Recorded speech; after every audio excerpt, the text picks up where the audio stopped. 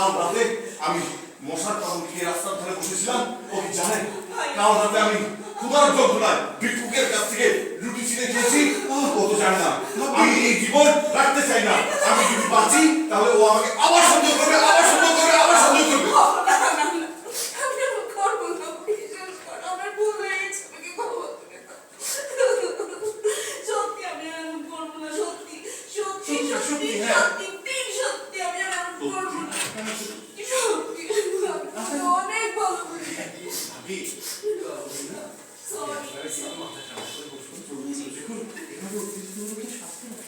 বাবু বাবু তুমি?